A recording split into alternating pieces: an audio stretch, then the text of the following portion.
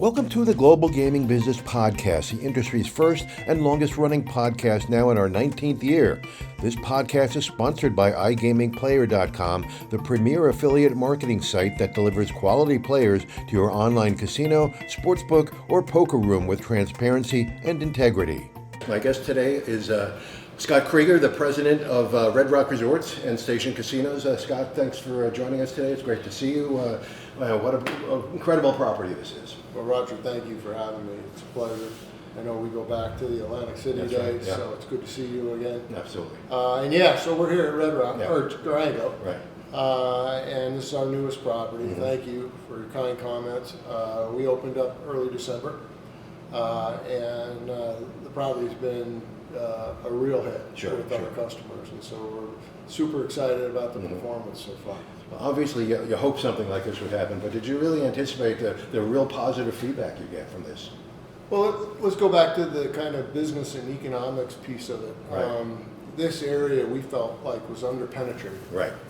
So we've held this land for about 20 years, believe it or not. We've been looking at the demographics, looking at the growth out here, and it's one of the highest growing areas of the valley. The demographics are off the charts, and there's really no competition within a 5-mile radius. Right. So from a business perspective, it was a great opportunity for us. From a customer feedback perspective, we're overjoyed. Yeah. So we always try to do something unique and different, property to property. We take the best parts of what we learned from the last property, and that was Red Rock. Sure. And then we kind of grow on that, and you know, we always want to keep our customers interested in what we're doing. And so a lot of positive feedback. So some surprises. Our new race and sportsbook format, which is taking race and sportsbooks into a more experiential format, has been a huge success with the combination of entertainment, restaurant, sportsbook. Our table games offering is best in the city. Sure. And you know, that's doing quite well. And then our food and beverage program has been really well received. So we spent a lot of time selecting our partners, and especially our food hall. So the unique characteristics of our food hall, where some of it's counter QSR, some of it's sit-down restaurant, and the tenants that we have, really successful. Right. Well, the station always has really understood its customers. I mean, starting with Palace Station, on the strip, right off the strip, and through Red Rock, and now through Durango, you seem to understand what they want, and certainly with the reaction, you prove that again. How do you predict what's going to work for them, though? Well, you started out, you hit it on the mark. It starts from 47 years of being in the business, and it starts with Frank and Lorenzo Petita's father creating the first off-strip locals casino 47 years ago. The brothers worked in the business. They grew up in the business. We have all been with Station Casinos for quite some time, the executive committee. And be honest, we're locals serving locals. So we live in these communities that we service. So that goes a long way. It's 47 years of interacting with your customers, listening to your team members and what they think is the right thing to do, and then just learning from property to property. So we're really a development company. A lot of gaming companies grow through acquisition. We have a growth pipeline that is bricks and mortar development. So every time we do a property, it's us on the drawing board, across from the designers, articulating what we want. And there's some fundamentals. It starts with a great site. So most of our sites and most of our development sites are right on major arterial freeways. Ingress, egress, how easy is it to get into the property? What are the adjacencies at the property? Those are kind of the fundamental pieces. And then how you create energy and excitement in the property is the fun stuff. Like what food tenants do you have? What product offerings do you have? In our future phases of Durango, which we plan, we really want to create some new reasons to come to the property. So Red Rock's, about 5 miles up the road, it has its complement of amenities. We're looking to bring new amenities to the Durango project as we grow master plan phases. So you've got a design team in-house. You also work with the Friedmatter Group architects, for the planning. How do they like I said? This one is bright and airy, and you got some new things here that you haven't seen in other station projects. How do you go about figuring out what you're going to put into each project? Well, I can't take a lot of credit for this because I got to tell you, it starts with a founder's mentality. Right. It starts with Frank and Lorenzo, Fertitta, and their passion for design, an absolute passion. Secondly, we have a gentleman on our staff who's a dear friend and I've worked in the business with for 25 plus years, Albie Colato, who was originally principal at Friedmatter. Right. He's now our in-house design person. So we literally 2 days a week are dedicated purely to design and development in the company. We sit across the table from each other, we lay out plans, we go over every aspect of what we do. The design eye really comes from Frank and Lorenzo and Albie.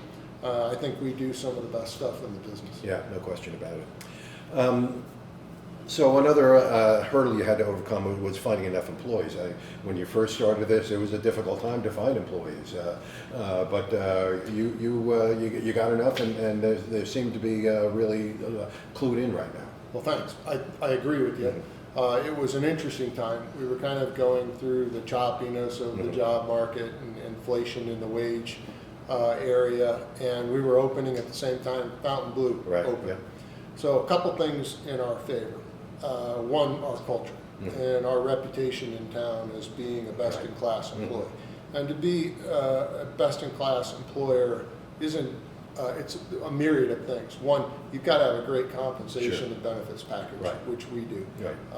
Best in the business, you know. Secondly, we hire 90% full-time. So whereas other casinos run maybe 60% full-time, we believe in the relationship between our team members and our customers. So we want full-time employees that are dedicated to the company, that get to know our customers. Over a full third of our employee base has a tenure over 10 years. So that's a piece of it. So great benefits. We give free health care to every team member and their family under $100,000 of salary. Don't pay anything. So that's piece of it. The culture of the company is a piece of it. And then lastly, we just had a lot of fun with the campaign. Yeah, the campaign was really fun. It was just, it looked like it was going to be a fun place to work. Yeah, and it is. Yeah. And, you know, I'm going to admit and kind of put myself in the older guy category. We have some new young executives in the company that are very skilled at social media. And how to connect with, let's say, a younger audience. And I'm learning alongside them, but our social media effort and the fact that we went and had some fun with it really broke through the market. We had, just statistics-wise, we had about 30,000 applications for 1,700 jobs. So it was, so you could pick and choose the best, I guess. Yeah, and I just, you know, it's the team. Our marketing and advertising and PR team did a great job. Yeah, great. So you mentioned benefits. I mean, and as you said, you're the best in the industry. Why do you do that? I mean, you don't have to step up that high. Yeah, so, you know, we spent, about 5 years ago, we decided to take the company in a different direction. And Las Vegas was highly promotional at the time. And it's like a hamster wheel, right? And we made a conscious decision across our whole company platform to get out of the free toaster business. Not entirely. You know, every casino has its level of promotionary activity. But we felt like there was better ways to spend our money. We felt like there was better ways to connect with our customer and create loyalty. And two areas that we focused on was, one, our team members, because over time we know that our team members make that day-to-day connection with our customers. So happy team members that are passionate to be working for you, that represent the company in good light, equates to good customer relationships and customer satisfaction, so we invested in healthcare programs. We have free medical centers. The fourth one just opened today at Powell Station, on-premise medical centers. 2 401k programs. We've been voted 3 years in a row, Nevada's top workplace company, 3 years in a row. Yeah. Fortune accolades as well. And so really investing in the team member for us is a core principle. Right. The second piece is investing in our product. So whether it's a new development project like Durango or whether it's our existing properties, putting money back into our properties to make sure they're clean, to make sure they're safe, and to make sure they're relevant. And so when I say relevant, you've got to create new reasons for people to continue to come. Sure. So our core customer comes to our properties about 4 times a month. Okay. So we invest in new restaurant products, new amenities. So we just put in all new high limit rooms, Right. Santa Fe, Red Rock, GVR, the Durango project. We put in restaurants, 3 new restaurants at Red Rock, 2 new restaurants are coming online this month at Green Valley Ranch, Boulder Station. So we think that the combination of investing in your team members, Right. investing in your facilities and your product really trumps a free toaster Sure. over time. Yeah. Right? No question about that. So Durango is just the first of several resorts that you have planned. What are the timeline for those, and what are the other areas that you've got plans for? I'm glad you asked me because my passion Okay. is development since I Right. came back to the company. We've got the best development story in the business, bar none. We own all of our assets. We own all of our land. And this goes back to us as a company being real estate junkies a long time ago. Right. We have no problem holding a future development site for over 20 years. Like I said, Durango was Sure. 20 years of development site before we built on it. We own all of the entitled gaming development sites that are left in Las Vegas. Okay. So we have 6 future development sites. All of them are in high net worth, high growth areas and on major arterial freeways. Right. So we have a development pipeline which is very robust, which you might have heard me talking about, that over the next 10 years, our goal is to develop all of that, which would more than double the size of the company. But at the same time, we believe in reinvesting in our existing properties. So when you look at Red Rock, when you look at Sunset, when you look at Green Valley Ranch, these properties continue to have year-over-year compounding revenue and EBITDA increases. And so investing back into these properties is super important. So we're looking at a full remodel of Sunset. We're looking at a full remodel of Santa Fe. We're doing a whole new room remodel and basically a complete casino remodel of Green Valley Ranch. So we've got a lot of projects on the docket. We keep, as I mentioned, Albie Collado, we keep him busy. Sure, so, no question about that. Again, that goes to one, us developing and growing the company, but it also goes to us reinvesting, as I said, in our core strategy, keeping our existing properties fresh and clean and relevant. Okay. I know you're putting a new restaurant into Red Rock, the chicken and Federal Chicken and Donuts. So I'm from the East Coast and I've never heard of that, so I'm gonna have to try it though. Yeah, it's from Philly, and super popular out there. We opened it this morning, and I'm happy to report at 7:30 this morning there was a line of people. I don't know if they were getting chicken sandwiches or donuts, but I suspect it was donuts. And what we're finding, Roger, is that the more we lean into non-gaming amenities, Las Vegas is growing up as a city. So we all used to go to the Strip when we went out to eat. Now the restaurant scene in the suburbs is quite dynamic, and we think we're driving some of that. So it used to be that you ran your own restaurants, and then it used to be that you tried to convince people to come out to our locations to operate. Now it's become so successful and so popular that we're talking to the country's best restaurateurs, and Durango's a testament to that. James Beard award-winning chefs, restaurant companies that have over 150 units across the country are all interested in coming to our new developments. And so for us, what that means is they're doing food better than we ever could. Right? So, no question, right? So following the pandemic, you shut down Fiesta Henderson, Texas Station, Fiesta Rancho, and sold the Palms. In hindsight, do you think those were the correct decisions? Short answer, yes. Yeah.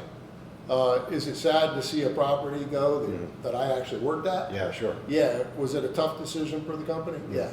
You know, we're not in the business of closing assets, you know, but when you really look at the economics around it, our core thesis is to have our properties in high growth, high net worth areas around the valley near arterials.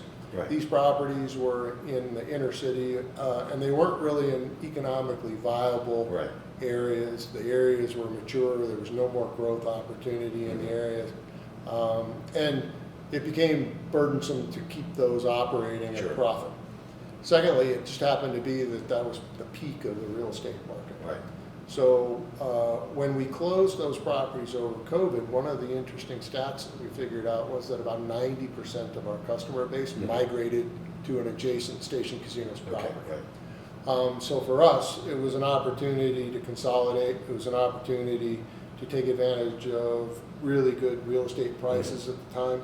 And so we really reset our whole real estate portfolio for the next 10 years. Right. And people seem to forget also that you have the wildfire casinos as well. That's right. You know, much smaller, almost a sports bar kind of type of locations, and they've absorbed some of those customers, I would imagine. They did. So we kept the Fiesta Rancho, which is right next to Texas, and it's doing triple the profit that it was doing at the time.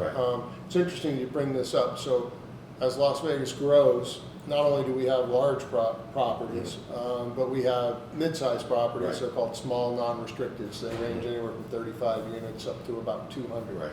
So these are great little kind of neighborhood casinos. And then we have recently started to get into the tavern business as well. So I characterize the tavern business as really micro market business, you know, within a 1 mile or half a mile radius of a community, you know. So we're finding great success in growing that part of the company as well. Right. Is that, you opened a property downtown as well, right? Yeah, on Fremont. Right. Yeah, so we opened that. It's been almost a year last week. Yeah. So, and that's doing well? Yeah, it's doing what we expected. So. Great. So Red Rock is clearly your flagship. You know, it's you know, a large property with all kinds of amenities. Are you going to, some of these new properties, are you going to build it out to that extent, or are these going to be a Durango-sized property? Yeah, it depends on the property, but just a fun fact, I was actually the founding or the opening GM 17 years ago at Red Rock. So we didn't do Red Rock all at once either, so we master planned that.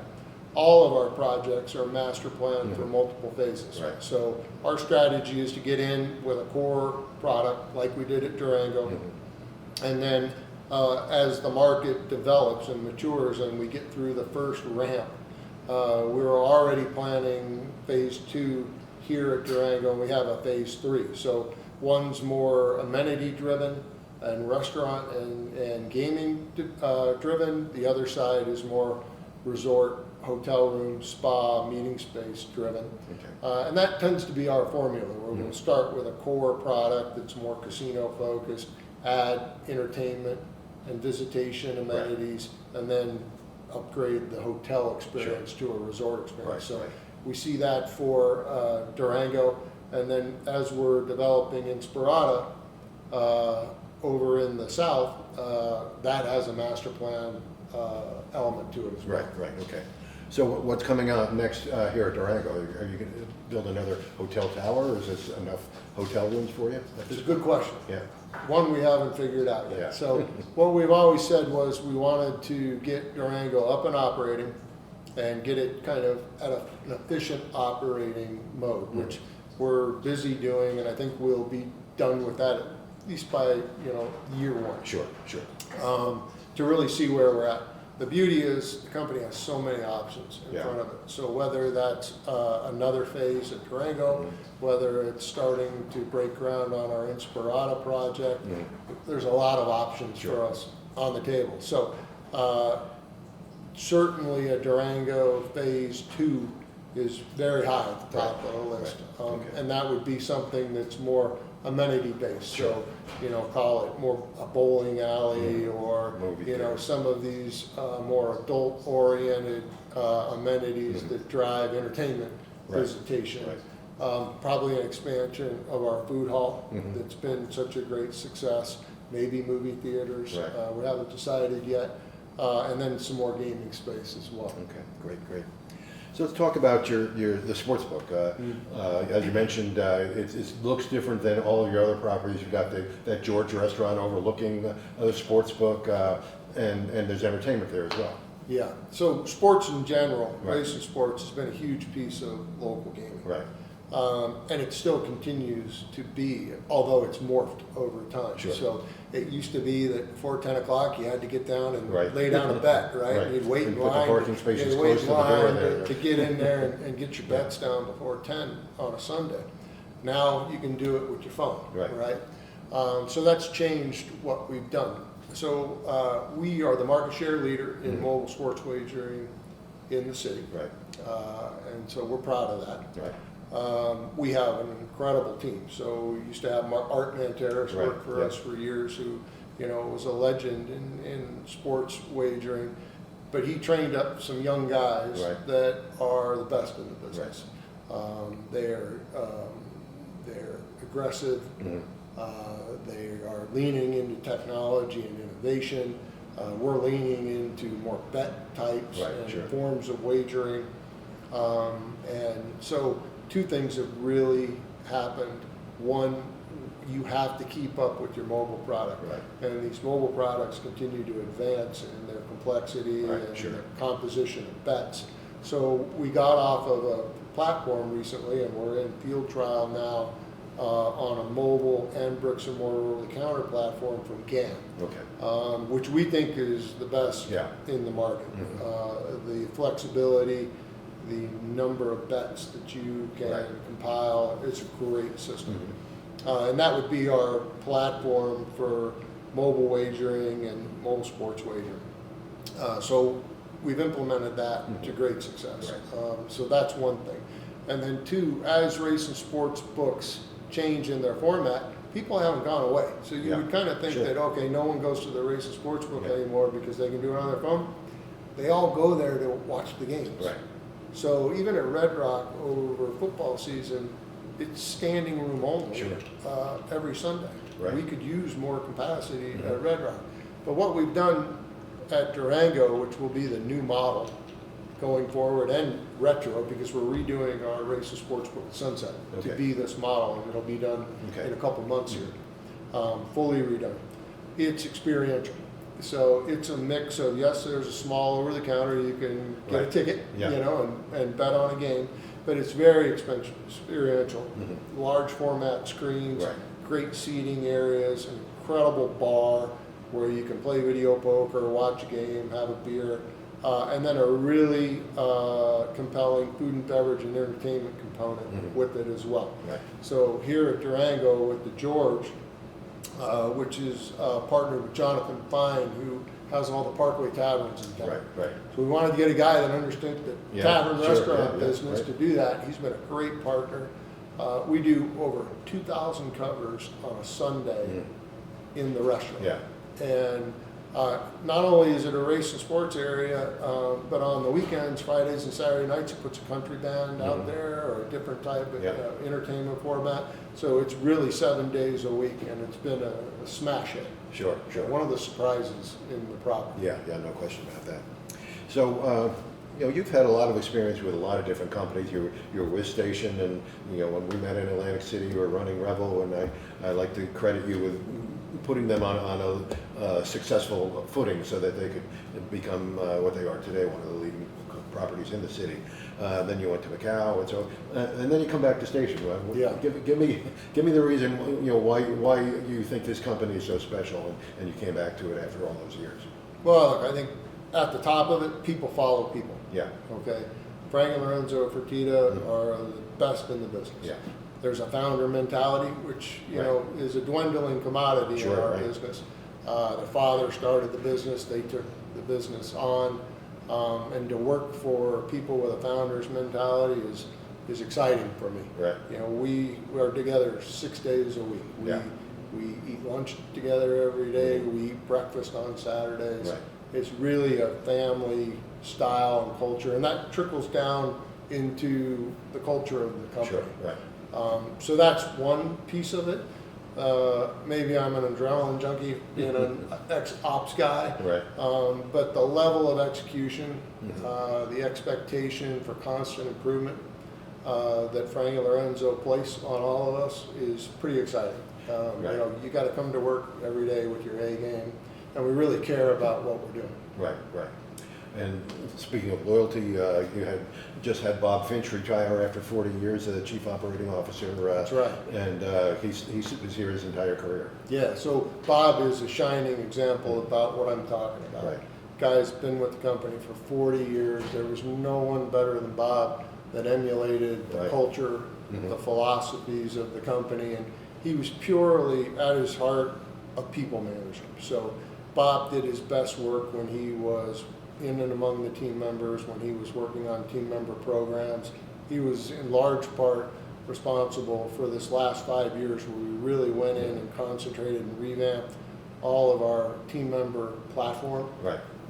And you know, training, succession management training, compensation, benefits, all of that stuff. He's going to be missed, and so you know, there'll be a bit of a void in the company that we'll all have to fill in his shoes. We brought some talented people on recently. Cord Nicholas is going to replace Bob as right. COO, and then you brought Mark Trocano, formerly president of the Fountain. Yeah. So as I said, there's a high degree of execution in the company, and it's a little bit like an NFL team, if you will. You know, we play every down, right? Yeah. You know, and we've got an incredible leadership team. Not only that, we have Steve Cootie, who's an ex-Win and Las Vegas Sands executive, Jeff Welsh as our executive counsel. The team is very good. Cord is a welcome addition. So he, again, is kind of a shining example of our company. So Cord started probably 15 years ago, if not more, as an analyst. And he worked his way up. He did slots. You know, he was an assistant general manager. He worked with most of our properties. He went to Grayton in the Bay Area, the Tribal Project, and so you know, he's worked his way up in our company, understands it, you know, very well, is passionate about what he does, and super excited to have him take on what's a very important role in the company. Yeah, sure. And then Mark and I worked in Macau together, and at some point in the past, Mark and I worked together at Station Casinos as well. So this is a second tour. This is a second tour for Mark as well.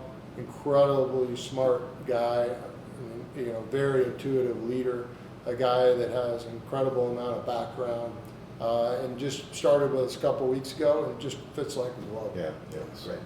So obviously you want to convey this dedication to the workers, to the employees, team members. How do you do that? Well, look, we do it through our culture. We do it through being in the properties. We do it through leading by example. Right. Okay. We are humble in our management approach. You know, if there's a piece of paper on the floor, if there's a cocktail glass and a slot machine, we pick it up. Right. So we're in our properties on the weekends. We try to be in our properties midweek. We try to know everybody's name. You know, we are at the monthly P&Ls. So from the most senior leadership down, it's really about connectivity. Right. And it's about not being in an ivory tower. But being out in your business, and being out there with your team members, knowing who they are, listening to what their needs are, and reacting to it. Really, that's how, as executives, we can, you know, put our best foot forward. Okay. How do you interact with the GMs of the properties? How much control do they have over their own properties, over their marketing abilities, and things of that nature? Well, we like to think that it's collaborative. I think that if we asked our GMs, they'd probably like a little more control. I think most GMs would like it. We have incredible GMs. we are a company that has a founder mentality, right? So when you have leadership like Frank and Lorenzo that know the business better than any of us, corporate tends to want to be involved, right? Sure. So I think it's a happy mix of both. Yeah. Most of our general managers have been with us a long, long time. We don't have a lot of turnover. Sure. And so from a day-to-day perspective, they run their properties. But you do have a leadership team at the corporate office that actually likes to drive the car as well, right? Yeah. So it's a happy mix. And a lot of the marketing campaigns are similar for every property. I know I get mailers you brought up you bring up an interesting point. It's not like we're a regional company that has different properties in different states. All of our properties exist within the valley. Yeah. So we all have to have some kind of structure about alignment in what we do so that we don't compete against ourselves. Right. So that does require a little bit more corporate attention than most companies. Great. Well, Scott, you're doing a great job here, and certainly with Lorenzo and Frank guiding you. We interviewed them a few years ago, and great guys. I can understand why you enjoy working for them. And let's stay in touch so we can continue to look at these new properties when they open, because I'm sure there's going to be something new in every property. I'd like that. It's good to see you again. Great, thank you. Thank you. Hope you enjoyed this week's podcast sponsored by iGaming Player, the premier affiliate marketing site that delivers quality players to your online casino, sportsbook, or poker room with transparency and integrity. To learn more about the topics we just discussed, visit ggbmagazine.com. Subscribe to GGB News to get all the news of the gaming industry delivered to your desktop every Monday morning. Sign up at ggbnews.com and use the coupon code GGB180 for a free subscription. Don't miss a single episode of the podcast. Subscribe on Amazon, Apple Podcasts, or Spotify today. So we'll see you next time on the GGB Podcast.